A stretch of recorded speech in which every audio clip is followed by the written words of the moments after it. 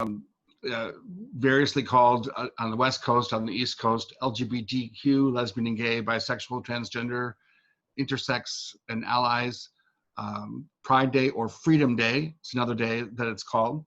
And it's marked by large parades and large turnouts. Today, not so much, because we're quarantining around the country, and I want us to be especially in prayer for people in parts of the country who are experiencing new and unprecedented surges of the horrible coronavirus. But it's Pride Day, and it caused me to think about my own first Pride Day. I'm going to talk a little bit more about some personal stories this time than I might normally, because I hope that you'll appreciate what it means to someone like me, someone like Elizabeth, to some of your former ministers like Melinda and Alan. You know, you have a reputation, by the way, for being one of the most inclusive LGBT churches in the Northern California Conference. Even without large numbers of gay people in it, you've provided full employment to the gay clergy. And that is no small thing, because most of us are not able to serve in many of the churches, most of us who are gay. So I just didn't want that to go unsaid. And it's an important day in the United Church of Christ too, because we have been in and out of that since the very beginning. I was invited to preach today at Broadway United Church of Christ in New York City, and I am preaching there at 2 o'clock our time via a version of this sermon that I recorded on Zoom, but it'll be a different sermon.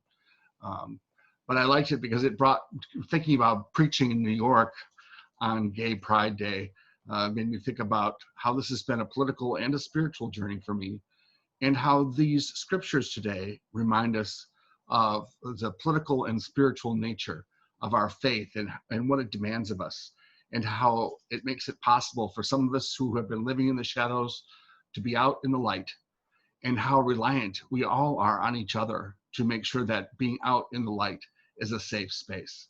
And that's the United Church of Christ distinctive that I want to lift up. I know we have Presbyterian and Methodist roots, but to be honest, the Presbyterians and the Methodists were a little laggard on this issue, and the Methodists still are.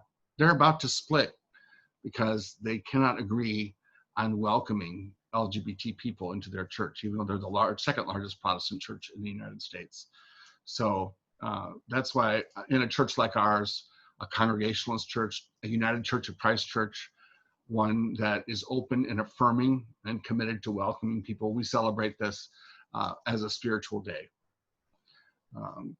So first, the scripture. Jesus, this little snippet of the gospel, just 2 verses are the ones assigned for today. 3 verses, 40 to 42.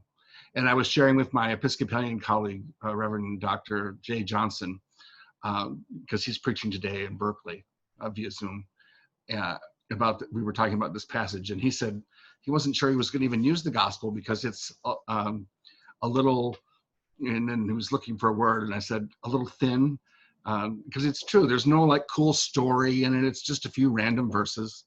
But as it turns out, they're not random verses. When I dug into it, I found out why this particular section is assigned. And it's because it's at the end of a whole segment of Jesus' teaching that are, in a sense, his marching orders for the disciples as they're about to go out on a mission to reform, if not revolutionize, religion and society based on new principles of egalitarian participation and healing, and believing that religion is not meant to keep us in line, but rather to open us up and to open the world up. So these are the last 3 verses of that whole second speech. The first one contains the Beatitudes, then there's a little break, then he has the speech, this pep speech. And these 3 little verses at the end are kind of like lost verses. It's as if they were on a Post-it that fell out of Jesus's notebook. I say this because I have Post-its all over my Bible, and things are always falling out. They're not found in the other Gospels. They're what we call special Matthew. And yet they're very important because they're the last things that Jesus said to the disciples before their movement began. It would be as if he had gathered them on the night before the Stonewall event, which I'll talk about in a moment, and said, look, things are about to change. and they're going to change because of how we are together in the world. And this is what I want you to remember. When they see you, they see me. And I just want to say that again. When people see you, they see Jesus. It's not possible for a movement to be solely dependent on a charismatic personality like Jesus. He loved the movement enough to let it go and say, look, it's not about me. It's about us. And we need us. And so it was about solidarity, sticking with each other, and remembering that their public witness is what would change the world. It wasn't me because they were going to go and talk about what Jesus said, though they would do that. It would be because they would show people what it means to live the new life that Jesus is promising, even if it took some risk, put them at some peril. People would see Jesus because they saw them. And this principle is very important, I think, for oppressed people who are learning how to step into the light of visibility.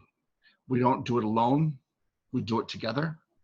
And we don't do it just, it's not just gay people. It's gay and straight together.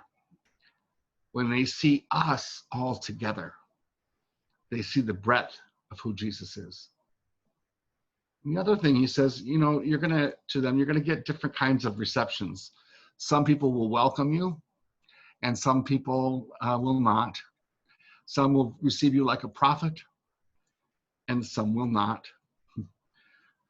Here's the important thing. Always be ready to offer a cup of cold water, even to a person who seems small. The little ones. It's a great, Matthew uses this expression that out of Jesus's mouth, the little ones, to mean a number of things. People who are without stature or status, people who are despised, also children who, remember, were considered property in this book, unfortunately. We have evolved, hopefully, to an extent that we no longer believe that people can be property, and children are not property. But he says to them, these are the last things he said to them. Offer a cup of cold water to the little ones, and this will be the measure of your effectiveness. So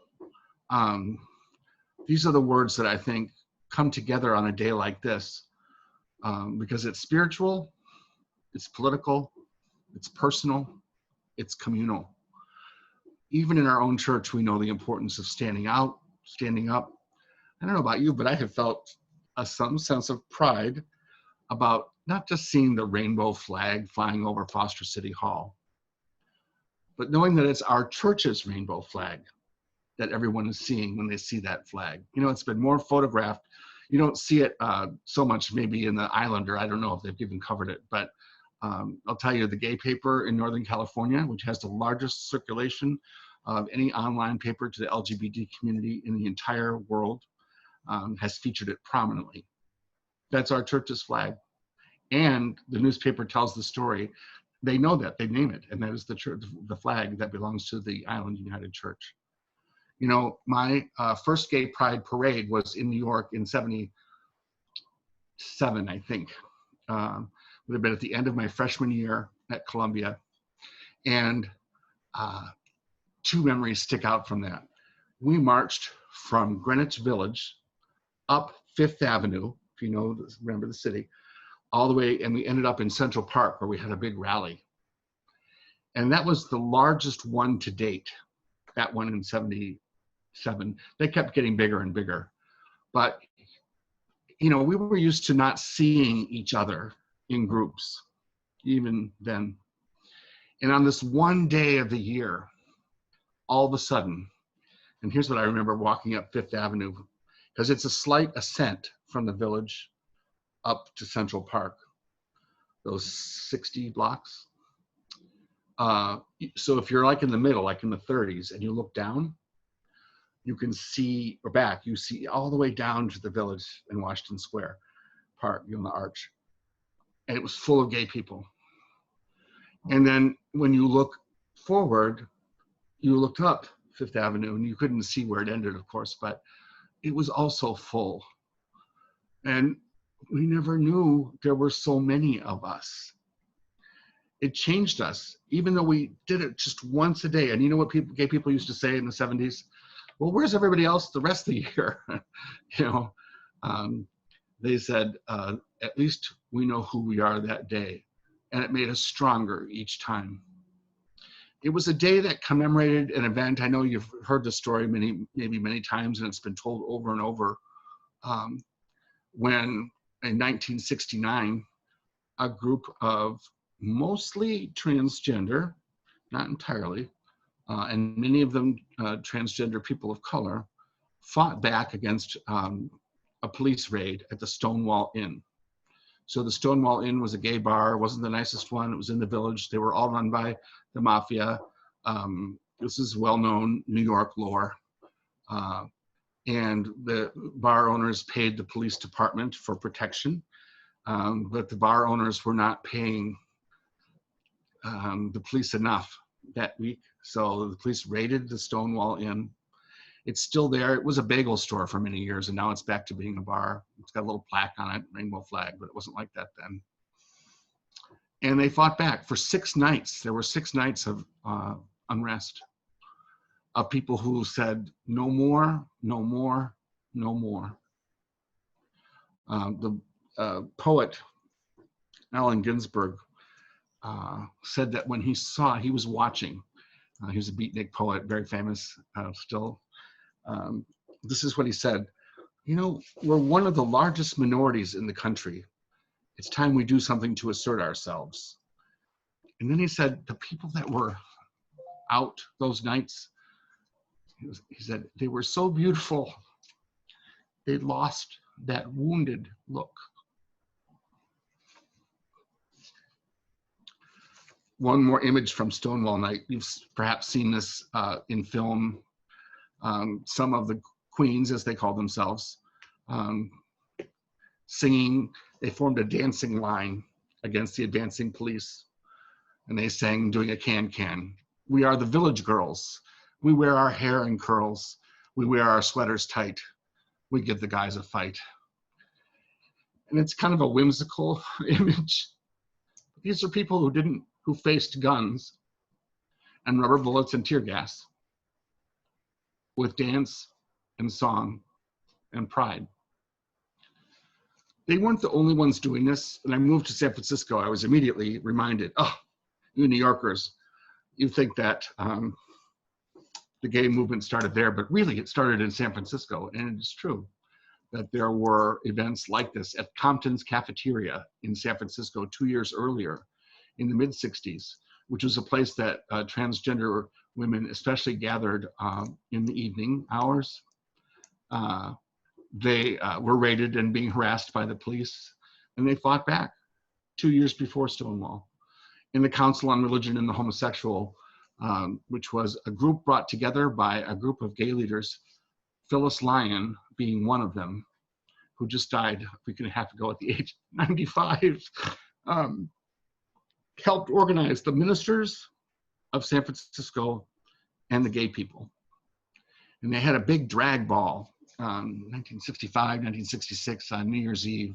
And all the ministers got arrested because gay people weren't allowed to gather in public. And that's what changed it.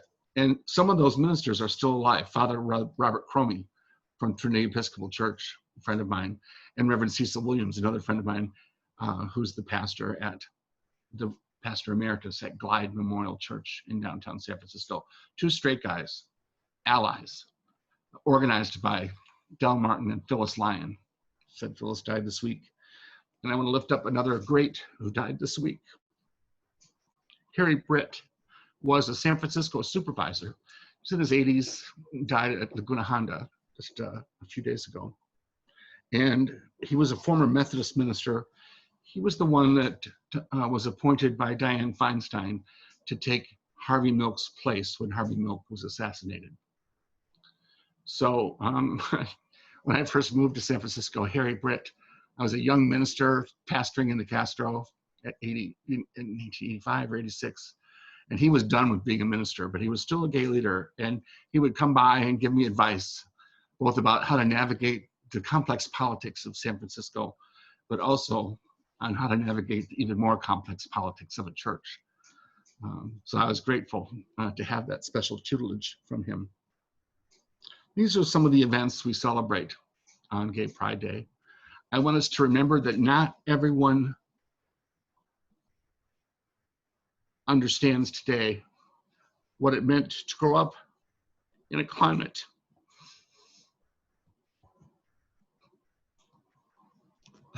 where it was both illegal to be gay and also religiously unacceptable, completely unacceptable. We had our little gay churches. We had a few mainline churches that would welcome us, but it was a very different environment. My little gay church in Greenwich Village, the first church I pastored, still there, Church in the Village, it's called, 13th Street and 7th Avenue. We had a young man named Norman, I'll just give you one example, who was a Juilliard student. At that period, up through the 70s into the 80s, parents of adult children could still have their children committed to mental institutions against their will in order for them to be treated for being homosexual. Norman received so many shock treatments. He ended up living on the street and he could barely form a sentence. And he was afraid of people. But he would come into our church on Sunday nights because it was open. I mean, that's when we had worship. And play the piano. He couldn't talk anymore. If you came within 10 feet of him, especially if you were a man, he would go like this and cover his face. But then he would go sit at the piano and play this amazing music from memory, because that's how powerful the Spirit is. It can't be killed. That's within each of us. I know it's within each of us. And this is what Pride Day is about, celebrating the indomitable spirit and the power of what it means to come out into the light if you've been living in the shadows, and how much better it is if you come out into the light, not only with people who are like you, but with people who do not apparently have any other stake in it other than they believe that everyone should be equal and free. So I'm going to bring it up to this week in the news, and Jesus's words about the little children receiving cold water, and the importance of standing together. When they see you, they see me. So Bayard Rustin, standing at the March on Washington, only allowed to speak for a minute because they were nervous about him. Bayard was gay. And even the organizers, they needed him to do his work, but they just didn't want to be associated with his homosexuality. They gave him 1 minute to speak, and you heard him speak about the importance of equal rights in accommodations and employment. Those words ended up being woven into the Civil Rights Act of 1964 that Lyndon Johnson passed. And if you've seen films of it, or maybe you remember it, he concluded his speech when he signed it by saying, "We shall overcome." It's a very powerful moment because the President of the United States said the words to the song that the people in the streets were singing, "We shall overcome." And that would have been enough, except that we know by the outpouring in the streets right now that many of those aspirations of the Voting Rights Act of 1964, I'm sorry, the Civil Rights Act. There was a Voting Rights Act that came after. The Civil Rights Act, please forgive me, have not been fulfilled. There's a very painful, sad funeral for Rayshon Brooks this week. And there'll be discussions about whether or not tasers are lethal force or not, because they're often used to kill Black people. But on Monday last week, the Supreme Court of the United States ruled that you cannot discriminate against gay people LGBT people in those very words: housing, public accommodation, employment. And they used as the precedent the Civil Rights Act of 1964, saying that what was true of race then is true of sexual orientation today. It's a huge court case, and it connects the Black civil rights movement to the LGBT movement and compels us, for people like me, I'm gay, we have to be reminded, I'm embarrassed to say this, that transgender is part of LGBT. And we all need to be reminded, all of us, because though there was this court case on Monday, the previous Friday night, our administration ruled that healthcare providers do not have to provide healthcare to transgender people if they do not choose to. It's a big policy change. So these things are happening simultaneously. We have to stick together. As spiritual people, Jesus says, when they see you, they see me.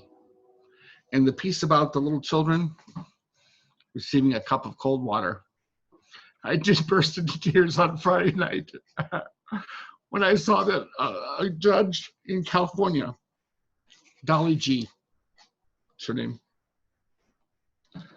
ruled the family residential centers, meaning the ICE detention prisons, which we have all over, are on fire. And this is no time for half measures. And she made this ruling because she said all the children who are currently in detention in ICE prisons must be released by July 20th because they are doing nothing in the ICE detention centers to protect people from COVID-19. And they're living in squalid, worse than prison circumstances. And COVID-19 is starting to run rampant in the ICE detention centers. And though I wish that they might have said, so we need to let everybody out, these are not criminals. I might remind you. And same thing's happening at San Quentin, by the way. I don't know if you saw the hunger strike this week, because they've had 400 cases all of a sudden in 1 week of COVID in prison. But this ruling is about the children. How we treat children is a harbinger of our civilized nature or not. That there are still children in detention centers, and that the government itself is willing to admit that they're doing nothing to protect them from COVID-19 is a wake-up call for all of us. We need to be giving cups of cold water to those children, and by which I do mean we need to be caring about what happens to them. There's no Gay Pride Day when there are children in prison dying of COVID. Well, that's a little dour to end with. But here's what I want to say. Gay pride is no longer about sexual orientation. Gay pride is a spiritual commitment to live out the principles of equality and inclusion that make me proud to be a member of the United Church of Christ, and I hope it makes you proud too. What does your church believe? People might say to you. And you know, we're liberal Protestants. We don't like to talk about our faith that much with other people. And we may not want to get into the fine details of how, well, actually our church is different from the Unitarian Church because they don't believe in the Trinity. So that's why our church exists today. But we can say this with clarity and conviction. We care about what happens to children who are unjustly imprisoned. That's how we say Pride Day today. We care about what happens to Black people who are being tased at a ridiculous rate and who are being killed as a result and who are experiencing ongoing police brutality. That's what Pride Day means today. When they see us, they see Jesus. That's our testimony. We're going to hear a song that we used to play in our little gay church in Greenwich Village in the 70s. And then when I pastored in San Francisco, we would end communion with it a lot on Sunday nights. Because a lot of times gay people, it's a stereotype. God help me, but you know, I am a stereotype in many ways. We may not know all the words to the hymns, though I do, but we do know all the words to all the musicals. And I know it's a stereotype, but this is one that we used to love to sing in our church at the end of communion. There's a place for us, a time and place for us. Time with quiet, peace and quiet and open air. There's a place for us somewhere. There's a time for us. Someday, a time for us. Time together with time to spare, time to learn, time to care. Someday, somewhere. That was what we prayed as people were dying of AIDS all around us.